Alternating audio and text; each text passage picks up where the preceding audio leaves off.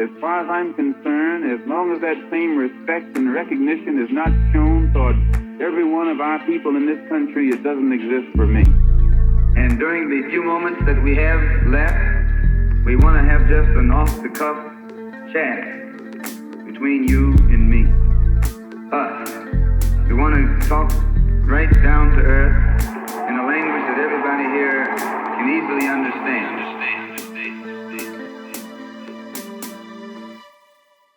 Welcome back to another episode of the Malcolm Effect.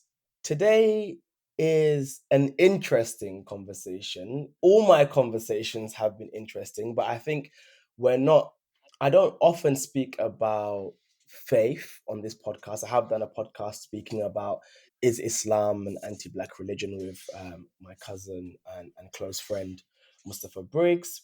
And today we're addressing what I think is the right time to address it. And I'm glad to have with me Yahya Birt as my guest. Please welcome to the Malcolm Effect. Hello to you, Mahmoudou, and to your audience. Assalamu alaikum. Peace be upon everybody. Hope you're all well. Thank you. Wa alaikum assalam, and peace and blessings be unto you. Okay, I mean, you know me, I don't shy away from getting into it sometimes on Twitter. And this is something I've spoken about for quite some time, actually. It was a trend I noticed quite way back, and I called it an intentional alignment by a specific scholarly class with right wing conservatism. And in doing so, I found people were trying to understand Islam or to prove that Islam is at least politically more aligned to the right. And obviously, that immediately raised alarm bells because I'm thinking to myself, okay, what does that mean when all too often those on the right, racist, anti Black, are reactionary? So, and then it made more and more sense when oftentimes the people who were espousing those views or trying to prove that alignment were often white converts. But this was me just speaking on Twitter, beefing people on Twitter, and then I'm glad I came across this article, which is titled "The Unbearable Whiteness of Being: Convert Leaders in the West and the New Ethno-Nationalism." So before we even get into the substance and the juicy parts of this article, because I feel Yahya has put to pen and encapsulated so much of what I've been trying to say. Talk me through the title. Well, to be honest, the title was a bit of a joke on on the film, Milan Kundera's film, The Unbearable Lightness of Being. Yeah. And I got some flack for that title, but it was too good. It was worth the flack. It was too good. I mean, I just had to say it because, we have to get to a stage where if we're being critical that whiteness has to become unbearable to Mhm. white folks, and it's already unbearable to non-white folks. So that's what I'm trying to say. It's what's its bearability, and when it comes to Islam, and it comes to how Muslim minorities in the West are positioning themselves with the great kind of shift towards a kind of open ethno nationalism or white Yeah. nationalism, in many parts of in many parts of the world, not just in Europe. Muslims have to think about how they position how they respond to that. And I was very worried to see that some of my fellow white converts were jumping on that bandwagon. And I've been sitting on this for several years, but, I Okay. just felt I had to say something. And, I've been in dialogue with some of the people there, some of those people I mentioned, Abdul Hakim Murad from Cambridge and Hamza Youssef. I mean, both of them have been my teachers. Abdul Hakim has been a mentor to me. I've known him personally for over 30 years. So Mhm. there's a personal dimension to this as well. So I had to pick my words. And but I felt that there was some kickback, obviously, but a lot of people also were relieved and happy that somebody had said it because they felt it was past time saying it. So, like with all these things, you get like a polarized kind of reaction. Of course. And I'm so glad you said it. It's something I had noticed for quite some time. And I personally understood it to be a reaction against the left, because I had found in many discourses amongst Muslims, they had they felt like they were presented with a crossroad. And at that juncture, they had to pick, are we going to be among the left? They categorize the left as those people who are obsessed with pronouns and those people who are obsessed with trans issues. Or are we going to align with the right, where at least in the right, we still have the concept of family and traditional values, and at least then it's more to do with, it's more in alignment with Islam. And then what I had found in those discussions, I had found then people were trying to read Islam. So, for example, Roe v. Wade being a brilliant example, 96% of abortions in America take place within the time frame, within the broad scope of Sunni Islam allows. So I thought to myself, why is there all this hoo ha over 4%? But again, it kept feeding back into that narrative. So I guess my first guiding question or leading question would be, in perhaps reductive terms, when you're analyzing the situation at hand, how do you think we've got here? I mean, I think that there's a deep context. So if we look beyond the last couple of decades, the Yeah, deep context is that we've forgotten that there was a synthesis between the broad left in Muslim anti-colonial struggles, yeah, and and there were many, and we have our own Muslim radical tradition hmm, stretching back to the 19th century. If you want to deep it, really, for me, you start with Imam Hussein, but that's a hmm, discussion for another day.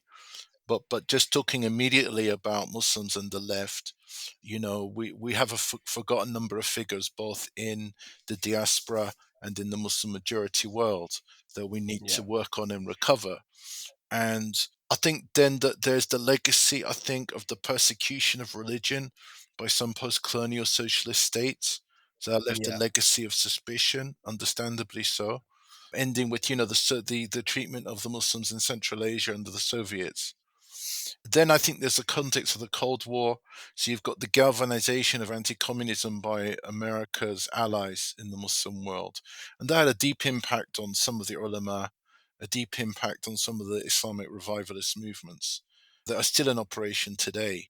So all these residues or legacies, you can say, came with the diasporas who moved to the West after the Second World War. Like, all these legacies were there. And once Muslims got here, there was also still a radical tradition. So Muslims, post-colonial Muslims, they joined worker struggles. They fought yeah, to make Palestine an international issue. They fought for the ending of apartheid. They fought against racist violence. They fought against structural inequality. They fought for cultural dignity when their religion was disparaged. Its sacred and physical symbols were attacked. The term Islamophobia itself, yeah, emerges and comes out of the struggles of Muslims in the West. yes, And that's in the late 20th century, and it comes out of Britain, actually, and it becomes a globalized term, you know. I mean, I don't mean the yeah, term was invented earlier, but what I mean is it's popularized from the yeah, 90s onwards. And Muslims, in the West, historically voted for parties of the left, right, the broad left. yeah, And then you have the war on terror, and that pushes Muslims into a position where they've got to fight for their rights. They've got to fight against the rise of a security state that is targeting them as suspect communities. And they've got to deal with a massive propaganda attack on Islam as a kind of inherently violent religion. So, given that kind of history, it is surprising, yeah, that we see Muslim leaders, Muslim communities drifting back towards the right. hmm, Given that history, and I think there are two reasons for it, and you might want to add some, yeah, but I've got two. One is, I think there was always people who were willing to take up the good Muslim role in the war on terror, yeah, with all that that entails. And we could go back and talk about that if we have time. The second, I think, is just what you mentioned earlier, to appeal to sort of family values, which meant yeah, overlooking kind of direct, open Islamophobia and threats to basic Muslim religious freedoms, and bombing Muslims in the Muslim world. It meant that you, on the basis of family values, you'd overlook all these other things. And so, I think that there was some hold out the hope, I believe, that through shared values, somehow these other things would be dealt with or overcome or something like that. Kind of, there's this kind of an idea, isn't there, that there's a kind of through similarity of values, somehow all these other bad things will stop. I mean, And I what's don't see any interesting, evidence for that, but I think that is a kind of a belief that some people have, a kind of fear, and a kind of there's an element of fear in this. I think we've got to say that, of people just yeah, trying to survive. I think some of it is about that. For some people, they already are ideologically aligned. Um, yeah. And I think in addition to that, what I have also seen and heard is things along the lines of, well, at least on the, and this is, honestly, me repeating this is, I have to laugh. At least on the right, it's only physical, the threat is only physical, literally, only physical. I've heard this. Whereas on the left, the threat is ideological. The interpretation of that, or the argumentation following the line of argumentation to its logical conclusion, is that the right will only damage you in this world, whereas aligning yourself with the left and leftist politics or the ideology of the left will hurt you in the akhirah. So and yeah, I I heard found, that one, and in fact, I think I talked to one of the ulama who actually made that one up. Who lives in oh, he okay, lives in California? Well, he claimed it anyway. He yeah. lives in California, teaches at a certain college there, and I don't know what that means. I mean, I think that's like a throwaway line, honestly. No, it's very it's interesting to see in many ways, because you then see this polarization, which I personally, I mean, you've given a more brief history. I would say, in many ways, I locate these debates or these divergent opinions in a crisis of modernity, and I think there's a crisis of modernity. So, and people, Muslims, like men, like all of us, are struggling to grapple with this crisis of modernity. Hmm. So then you find a drift to a appreciation of and admiration of figures like Jordan Peterson, because, for example, he's the, okay, but the West did this, but look at all the good things they do. It's claiming masculinity. It's, I heard someone go as far as saying at least Jordan Peterson has allowed for religion to no longer be a source of embarrassment for people. And I said to myself, okay, if that's the case, if we are struggling and battling with a crisis in modernity, then produce a Muslim response to it. Why do we find that our response must come from right wing reactionary places or Christian fundamentalism? And again, for me, I would even go further and say, well, one of the best critiques of modernity is like those black thinkers who have been at this, diametrically opposed to it and struggling with it and struggling with through these questions. But again, these thinkers never even quote black thinkers. Yeah, I mean, I think that's right. I think that for the maturation of the communities in the West, for sure, we have to recognize that we all are deeply defined by and work for or against or with or through modernity. Yeah, whatever you think Yeah, that means, right? And so the idea that any of us can be sort of purely free of it somehow yes, is a bit of a myth, if you know what I mean. It's sort yeah, of like saying that absolutely, you can only be pure or authentic if you somehow abstract yourself from your time and your place. That's yeah, not my understanding of how the deen is supposed to work. The deen isn't supposed to be abstracted from time and place, but it's absolutely, interpreted through time and place, in each time and place, as universal tradition. Yeah, it's if it's for all yeah, times and places, but still in your moment you're making sense of it in your time and place. So this idea of kind of abstracting ourselves from the West and from modernity, I think, is a kind of comforting myth that we are telling ourselves at this stage of our uneven development. That's the way I look at it. absolutely, absolutely. So we have to talk about this. What is the neo-traditional movement attachment to someone like Rene Guénon? Okay, I'm not a great expert on this, but I did bone up on this question a bit because you sent me this one. I mean, I look Regnon. I'll talk a bit about Regnon, but the person we really need to think about is one of his students, Julius Evola. And this Mm-hmm. is not to say they agreed on everything, far from it. In fact, they had a number of disagreements, but I'll get to why I think they're important. But okay, so neo traditionalism, I define that as a movement within Sunni revivalism, and it emerges in the West in the 90s. And it's really defined by, in the article, I say it's really, beyond saying that it represents authentic Sunni Islam in mysticism, law, and creed. Okay, Yeah. I think the two things that really mark it out. One is a kind of, it's influenced by the anti-Salafi movement that comes out of Syria with Sayyid Mm-hmm. Ramadan al-Bouti, and it's defining Sunnism against the Salafi critique of al-Albani and Mm-hmm. others. Okay, so that's one aspect of it. The other aspect is what we're talking about is it takes the critique of René Regnon, who was a French metaphysician who lived between 1886, dies in 1951. He basically comes out with this criticism of modernity as materialistic and godless. Okay. Mm-hmm. Now, from a decolonial perspective or from a critical left perspective, what really stands out from his critique of modernity is there's no, in his work, key works, there's no the reign of quantity. There's no systematic critique of racism, slavery, genocide, or colonialism. And I think Yeah. that's really significant, because if neo-traditions are building on his critique of modernity, then it's unsurprising that the absences in his thought are also the absences in their thought. And so, like, his idea was that, there was a spiritual core or truth that's manifested in all religions, and basically he had an insistence on, probably because of his influence from theosophy and Freemasonry, which were influencing seekers in Western Europe at that time. People were trying to find a grounding for faith.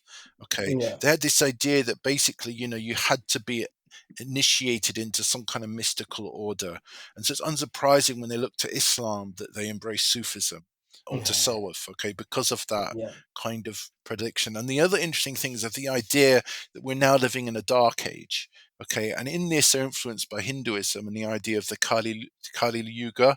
So the Kali Yeah. Yuga is a dark age where people of spiritual aptitude are now a shrunken, tiny minority, and the vast majority of people are irreligious, and there's nothing that can be done about that. And that's important for two reasons for neo traditionalists. One is it gives them a pessimism about politics and political Yeah. transformation. The second thing it does is that it makes it by nature elitist, because Renyon only thought a small elite, spiritual elite, could be saved. So Wow. they always sort of work with small numbers. And when you go and look at his disciples and their disciples, more often than not, you find them making themselves close or comfortable to where they get an opportunity, close or comfortable to the ruling powers that be. So Sayyidah Saint Yeah. Nasser, who is, a kind of follower of a student of Regnon's, and starts off his career really in Iran, in the Pahlavi court of the last Shah, and has to leave quickly in 79 when there's a revolution. But anyway, so this is Regnon. But if Regnon's the father of Yeah. this traditionalism, okay, out of Yeah. which I think neo-traditionalism owes a lot for its critique of modernity, the disciple we need to think about more is who Regnon certainly didn't see eye to eye with, was Julius Evola, the Italian, who dies in Yeah. 1974. So the thing is, like, he's really the father of political traditionalism. And Yeah. what's really important about him is that he develops a critique of Mussolini's fascism from the right, not from the Okay. left, from the right. Okay. Okay, so he says basically that it's too much of a mass movement, and he really believed in true that there has to be a kind of aristocratic warrior class that has to lead Okay. society. Okay, and basically that this warrior class would be the ones who would fight for the survival of traditionalism and would protect it in the modern world. And so you can see how that becomes more The political. parallels are striking. Yeah, so it becomes, what's really amazing about Evola is that because he kind of was a critique of Mussolini and a bit of a critic of the Nazis from the right, he's kind of Yeah. recuperated after the Second World War. He's not tainted so much by them, and he becomes Hmm. influential in radical right circles in Europe. in the post-war period. Yes. But what's really fascinating is that in the current wave of ethno-nationalism, some key figures have been influenced by Evola. So Alexander Dugin in Russia, Olavo Carvalho in Brazil, who was Yeah. a right-hand man to Bolsonaro, and Hmm. Stephen K. Sure enough. Bannon, who obviously was brought into the Trump administration, Yeah. when they started in 2016, and runs Breitbart, and has been behind a whole lot of dark stuff. So the thing is that when Abdullah Hakim Murad, he in a 2016 lecture, he kind of tries to recuperate elements of Evola. So he Yeah. kind of, while he kind of, says, look, I don't agree with his racism and I don't agree with his quasi-fascism, he does agree with Evola that it's a loss of identity in modernity that accounts for racism and Islamophobia. So what that does, it sets a scene to recover identity. To recover identity, i.e., to lose your racist values, you have to be more indigenous. So, you have to stick to your traditional values. So instead of equality, you embrace hierarchy. Instead of celebrities, you embrace true heroes. Instead of deracination, you embrace national identity. So, like, you see, there's a Wow. kind of like an inversion going on here. The other thing I should say about Avola is he actually does a bait and switch. So he actually really criticizes the classic fascist for color racism, but then he Hmm. replaces it with a kind of, I would call it a kind of deep spiritual racism. It's not, it's the problem of men's souls, not so much their appearance. And he still reinstates a hierarchy between Aryans and non-Aryans, particularly Jews and black peoples of Africa. So, it's like he says, I'm not racist, but I'm this kind of super racist, I guess, is the way to look at it. And so, that even people today are trying to rehabilitate Evola in Muslim circles amongst converts. Yeah. They're glossing over this aspect of Evola's support for a kind of, I call it a kind of spiritual metaphysical racism. I mean, my lens, obviously, I mean, unabashedly, unashamedly, I draw on a lot of Marxist critique of society. Yeah. And I think it's important here when we think of how do you think a class dynamic plays into these factions, Well, I think if you think there is one at all? no, I think that clearly, like neo-traditionalism, and I speak as somebody who was involved in it, it's always had a middle class, kind of upper class kind of appeal, hasn't it? If you contrast it with Salafism in the same period had a much broader working class appeal, I would say, than neo-traditionalism.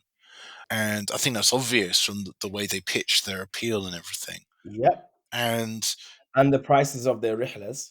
yeah, look, that's a simple way. Cost it. How Yep. much are they charging? And when I came to the dean, back in the late '80s, in Britain, like all of the main movements that were catering to the migrants who came over to Britain, they were Yeah. all, like, I would call them all, everybody pitching in Hmm. and making do. Nobody asked for money, but it was understood that everybody would give something privately. Yeah. It wasn't like religion as a business like nowadays, like everything has a price and we don't know the value of everything and everything costs. Yeah. There was true solidarity. I don't want to, like, overly romanticize it, but honestly, there was some good values there, like proper Yeah. brotherhood of working people, ordinary working people. So, like, I appreciated that. And Yeah. and that's sort of been lost. Younger generation don't even, like 20 somethings won't even remember that, but I do. Absolutely. And it was something real and amazing. But yeah, I agree with you that class is like one of the great kind of underplayed elements. But with Stuart Hall, I do believe that the culture always shapes the way in which we understand class and how it's Hmm. inflected through different circumstances. So it's not that class is a kind of like a concept that's completely expressed in one way around the whole world. So I think, Of course. like Stuart Hall always kind of like drew our attention towards looking at it in a kind of nuanced way. But the Absolutely. And I'm a great fan of Stuart Hall. So yeah. but yeah, the neo traditionalists for sure. This is not a movement that is known for its radical street activism, or if anything, it's not known for doing a huge amount of massive philanthropy and social work. It's Yeah. always been focused on, in the first stage on education, a small scale education, and then it's been focused on, I guess after 9/11, it was focused on public outreach, and then it became, entangled into politics, really. So Hamza Yusuf joins the Trump administration Quango, which was Yeah. the Commission on Inalienable Rights, which Yeah. was basically designed to take the America's culture laws into the Constitution, into constitutional law. Of course, it was advisory and nothing happened, but you could see the intent. If you read the report, it was Yeah. kind of trying to rejig the hierarchy of rights so that, all of a sudden, more recent rights, the gains from the Hmm. civil liberties period would be downgraded and religious rights would be put, back to where they belonged and that kind of thing. But again, I think that joining the culture war in that combative way, I think is not something that I think Muslims of the West should be doing. Um, Exactly. yeah, But you've laid out, and we've spoken about like this ethno nationalism. I mean, in order to reclaim, personhood in a full way, people have decided that we have to lean into ethno nationalism, and they speak to the degeneration of culture. I mean, that becomes manifest, for example, in Hamza Yusuf's risk comments, in which when he's just explicitly asked about state-sanctioned violence against black folk, he almost wants to not have that conversation and speak about black on black crime. And then he mentions the fatherless households and the usual right wing quotes, which are have been heavily disputed, refuted, and can be found online in many places. I say that to say, when we think of the securitization of Muslims in the UK, the term British values then becomes its relational opposite. What do I mean by that? There was this understanding that the further you embrace British values, the less likely you are going to be, commit terrorist acts or be influenced by fundamentalist Islamism.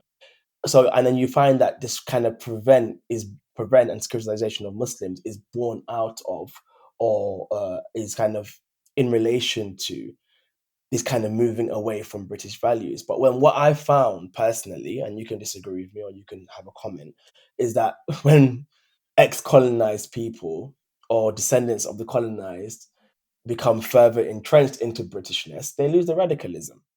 yeah. I mean, I don't think in the British government sort of official list of British values, radicalism gets gets a mention.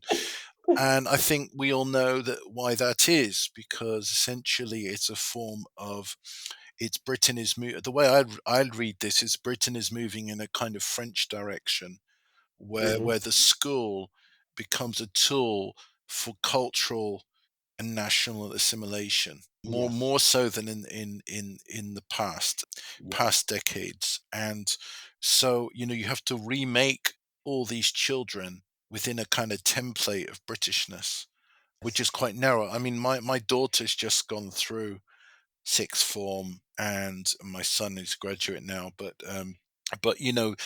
as young Muslims growing up in the UK of dual heritage, they, it was tricky to steer them through the real propaganda that they had to face Yeah. in citizenship studies, in religious studies.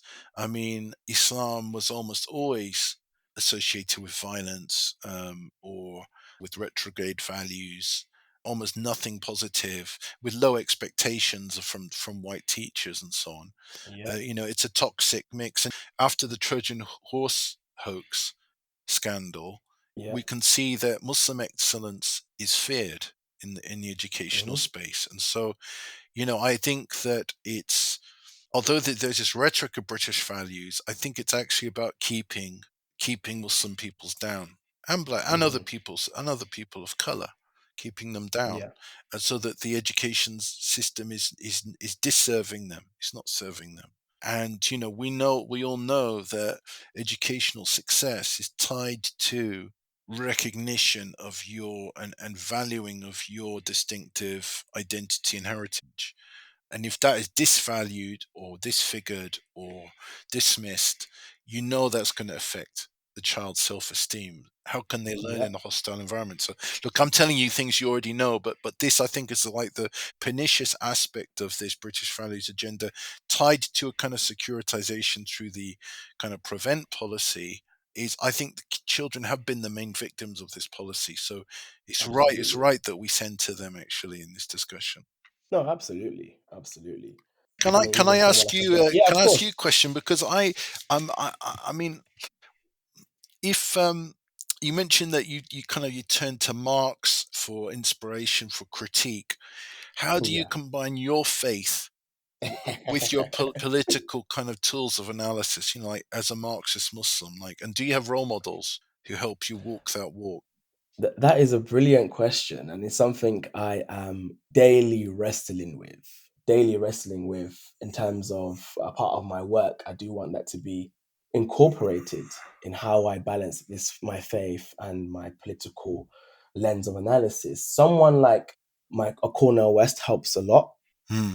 because in his book Prophecy Deliverance, he is wrestling with this very question of trying to put forth an Afro American theory which helps us deal with the condition of Black people in America, in North America. And in doing so, he's wrestling with, Marx's analysis and his Christianity. Hmm. As we have Martin Luther King, depending on who we speak to, depends on the type of Martin Luther King we present.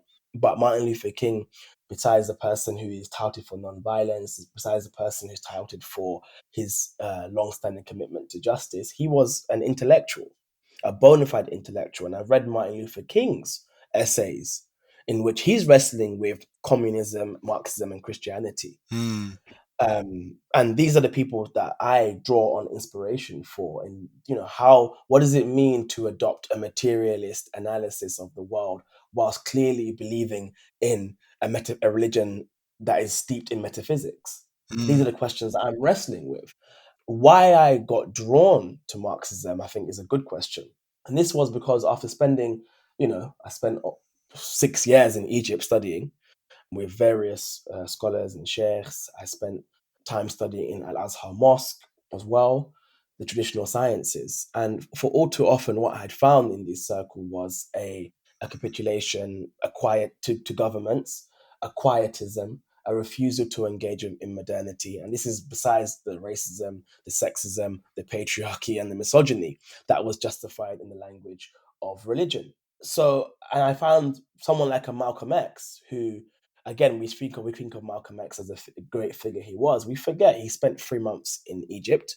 We forget he was questioned on his faith, on his aqidah by Al Azhar. We forget that Malcolm X was granted an ijazah from Azhar to give da'wah. We forget that Malcolm X was one of the first people to be given up to five scholarships in which he could send African Americans to study in Azhar.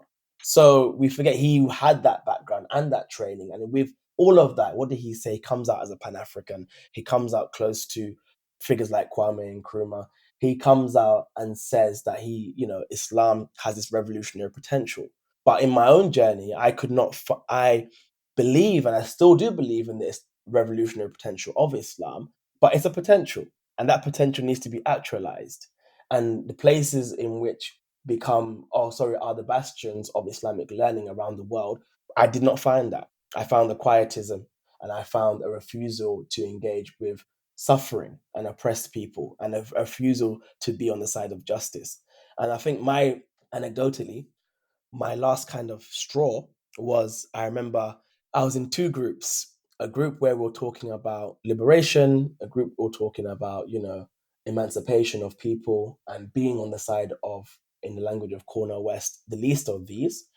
And then simultaneously, I exited that WhatsApp group, or that I think of maybe a Signal group, and I entered a WhatsApp group which was full of students of Islamic learning. So some of them are imams now. Some of them have institutes. I study alongside them, and the discussion was: can women travel outside by themselves?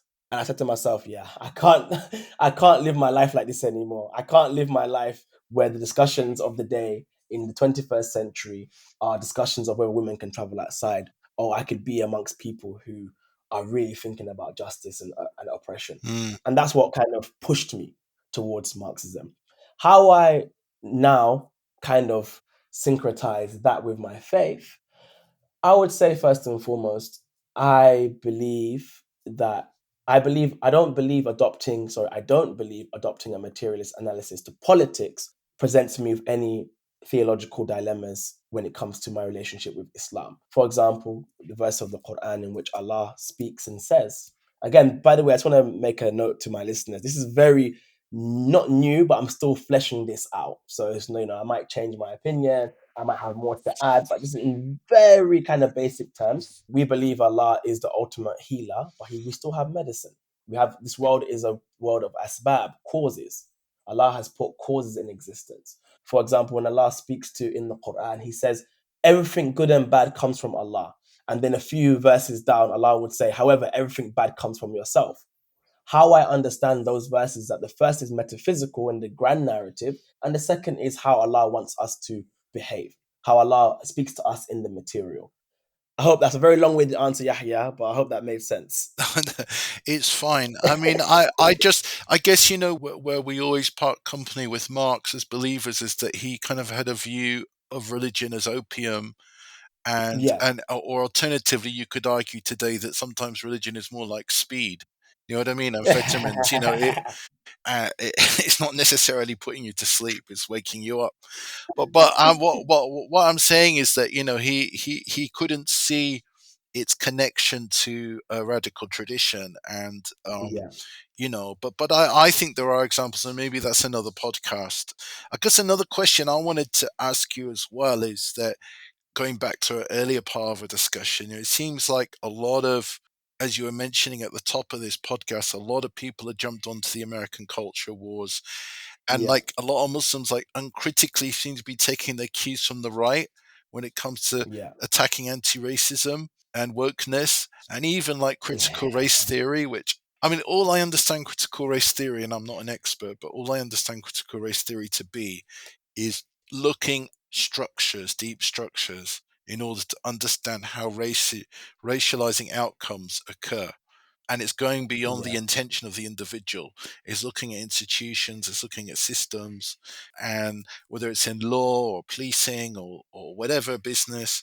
And I can't believe that the Republicans are attacking it precisely because it is such an important tool of analysis of structural Yeah. injustice. But for Muslims, who themselves are the victims of very similar systems, and most of them being Yeah. of color, they're victims of the same systems, that they would attack a tool that can help them Yeah. without understanding it is something that I find really, upsetting and disappointing. And in your experience, because I know you said you do a lot of stuff on Twitter, what do you think the best way to counter this reactionary I kind mean, of? tying it to the last question and what you said, I think ultimately the greatest tools that I deploy Marxism is thinking things about that, thinking things dialectically. And funny thing is, it's the critical race theory stuff. I think again, it's important to note it's a legal theory that emerges out. Okay, why is it on the statute books? We have all these egalitarian laws, but the outcomes still produce inequalities. That's its central premise. And as you said quite rightly, it looks at what is it about these structures that are producing these inequalities that are based on race. Ironically, as someone who's a Marxist, I don't even like use CRT that much. I think it's an okay analysis, but I feel like dialectically thinking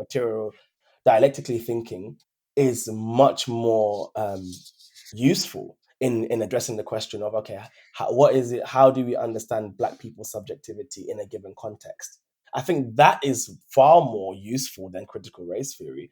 In terms of how we combat this online, honestly, the right-wing hegemony is again, has been adopted, and it's so superfluous that we can't even, I don't know, I don't say it's insurmountable. I definitely think it's surmountable, but at this moment in time, we are, me, as I said, that someone on the left, we're at the back foot. Yeah, And I feel like the left don't do themselves any favors, because they want to argue over things like, things that are not so important no, and forget about the I think the people. left, the crisis of the left is obvious, and Yeah, one of it is lack of imagination, and and lack of big thinking, big Yeah, picture thinking. I want to come back to like kind of anti-racism and ask you to carry on with my question about faith and yeah. politics. What does Islamic anti-racism look like to you? Great question. I'm gonna. That was a question I have to ask to you. What do you want me But to do you want me to say what I think it could look yeah, like, and then you can go on. disagree or chip in or whatever? Yeah, For again, like you said earlier, this for me, this is like a work in progress. yeah, So I the reason why I think this is important because there's a younger generation in Britain and in America who are going back to anti-racism. They're embracing, yeah, in the wake of Black Lives Matter global yeah, movement. They've embraced, and before that as well, because of Prevent and things like this, they've embraced. But it's a very secular in its tone. There's very yeah. little religious reference. I mean, I would call it Mhm. something like a kind of Bismillah anti-racism. You happen to be Muslim, you say Bismillah, but then like you can't see, you have no reference. You haven't Yeah, done any work to connect your faith to your politics, and I think it's important to do that, like Shariati did. Shariati encounters Fanon. yeah, He's in Paris. He studies sociology, but he makes an effort when he goes back to Iran to put it into the language of the people. He talks about yeah, mustadafin, the oppressed yeah, of the earth. He makes an effort at translation, and that's why I'm concerned with. We should be making that kind of an effort, and that's yeah, why I insist on like thinking this through. So I think, like, okay, in terms of anti-racism, there's homework. You got to work on yourself. There's yeah, working with people, and there's structural work we're talking about yeah, before. But in terms of homework, we can think about the West African tradition. Like, you know more about this than I do, probably. Ahmed Bamba talked yeah. about racism as a sin of istikbar. So racism Mhm. is a sin of pride. It comes out of pride, and the narrative of Satan and Yeah, his response to Adam. Okay, that he claims superiority on being made of fire. Adam is made of clay, so he takes an inherent quality and he makes it the yeah, basis of superiority. And so, in the context of anti-colonial resistance to French racism, Ahmed Bamba connects that narrative to makes mhm. racism a sin of pride. So I think Yeah, that's very interesting. We can do spiritual work as individuals. White folks need to work on themselves, and we need to work against, pride. And so that for me, that's homework. That's something you do. You work on yourself. You work on people, and then I think you have to look at. I think structurally, you have to look at white supremacy or world white supremacy, as Malcolm called it, as a kind of taghut. And mhm. I do think taghut is another key concept. Taghut, and I'm not leaning on classical Sunni Islam. I'm leaning onto the anti-colonial Muslim thinkers. I mean, today Yeah, they're called Islamists, but yeah, they extended the idea of taghut to include, things like, the idea not just that it's a false idol, but it's a system of tyranny and oppression. A yeah, system of oppression or opposition, trenchant opposition to God and his prophet. Now, the fact that Taghut is extended politically as a concept in the anti-colonial period, I think is something very important, and that I think yeah, we should take from that, because I think if white supremacy is the Taghut, then in Islam the DNA of Islam is iconoclasm, and we have to knock that yeah, idol down. And so, mhm. for me, then that language plays directly into an abolitionist commitment. If I'm a white abolitionist, I want to abolish my own identity, and I want to at least to reduce it in the world. I have to have a commitment that one day there could be a post-white identity. Yeah, that you have to have a commitment to that. And I think, yeah, I think that's the job of in many ways white people should do that work. And so but you I have echo to what you're I have to saying. be able to I have to make I have to be able to make I have to think of an alternative, if you see what I Yeah, mean. You can't walk into quote unquote a void, can you? You can't offer absolutely. people nothing. You have to say, well, what were we before we were white, and what would we Yeah, be after we are white?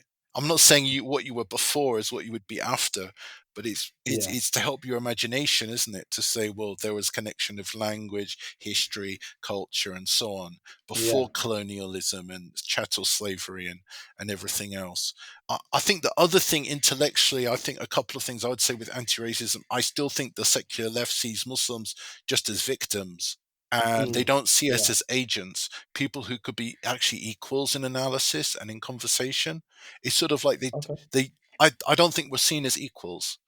And I think, we need to have a more grown up relationship, a more honest relationship. And so if we bring a bit of our faith vibe into anti-racism, that should be okay, if you know what I mean. If we say I takbir think that's, yeah, occasionally, do absolutely. you know what I'm trying to Yeah, no, say? no, I agree We with you, need to but mix it what up. I was saying, They need to be what I happy. was saying is, no, no, I agree with you. I think what I'm saying is, again, so those people who like on the left who just have this, who lump all religions together and see them as like the scourge of the earth. I think again, they're not even dialectically thinking about religion. I think religion can either be a source of revolution or it can be a source of quietism, and I think Islam definitely leans towards a revolution. So absolutely, I agree with you on that. And I think a quote I was reading recently, 10 thesis on Marxism decolonization.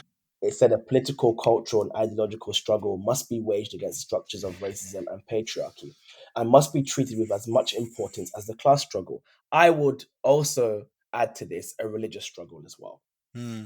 So I still think that conversation is yet to reach its fruition, isn't it? I mean, I still think Yeah. we're at the early days of that, but I would like to see that, perhaps our analysis of racism would be to extend it as well back in time, Mhm.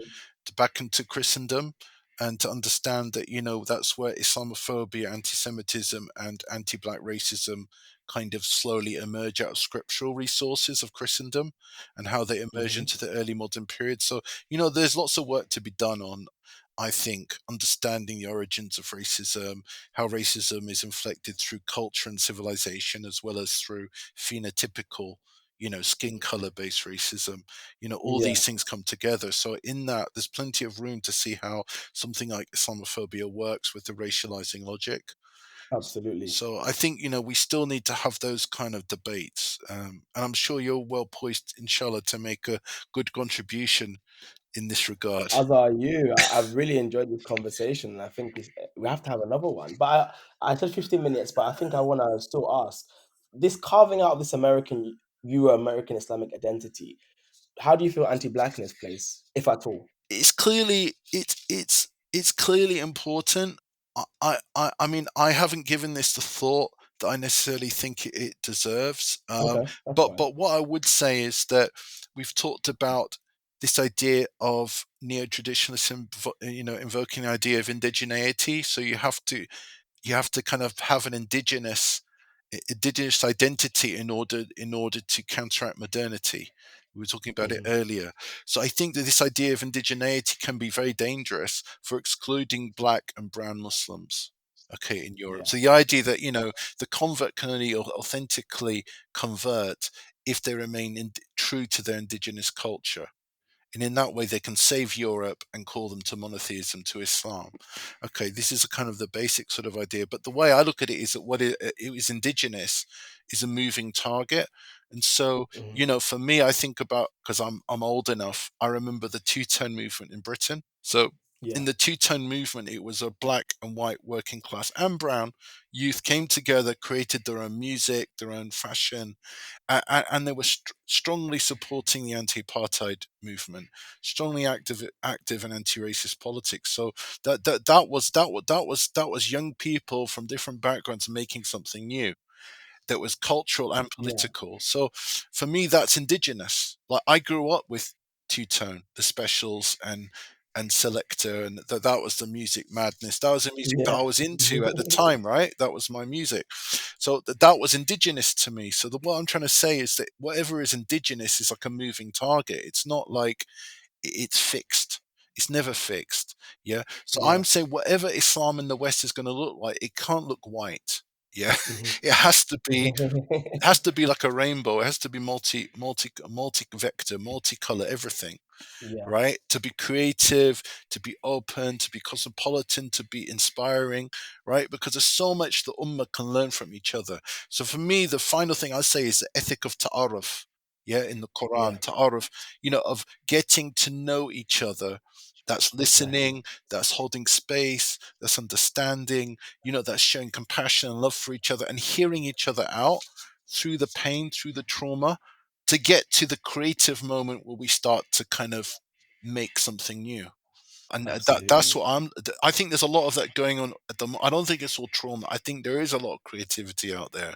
Absolutely. So despite everything, yeah, despite everything, people are not allowing the Islamophobia and racism to distract them from their Yeah. business and what they want to do. Right. So I take the words of Absolutely. Toni Morrison very seriously, that don't get distracted, carry on planting your tree, right? Even if the trumpet is sounding, right, on the day of Mhm. judgment, plant your tree. So the way I look at it is you still carry on doing your work. I mean, I'm not saying you don't do the anti-racism and all of that, of course, but you've got work, you've got creative work, you've got institutions, books to be building, books to be writing. Do you know what I'm saying? You've got your work to Absolutely. be doing. So yeah, okay, you will oppose the racism, but it's not going to define your life. And that is, for me, is part of our calling as Muslims. After La ilaha illallah, we reject the oppression, we reject the racism. We illallah, we are still affirming Allah. Yeah, we are still reciting His Mhm. names, trying to embody them, and we're still gonna live that life, inshallah. So I keep my God hope. willing. I keep Thank my you so hope. much for this conversation. Thank you so much. I'm sure we're going to be in continuous conversation. I've really enjoyed this. You're listening to the Malcolm Effect with Mamadou. Please like, comment, subscribe on Spotify, Apple Podcasts, or wherever you listen to your podcasts. The Malcolm Effect will be found there. Until next time, peace out.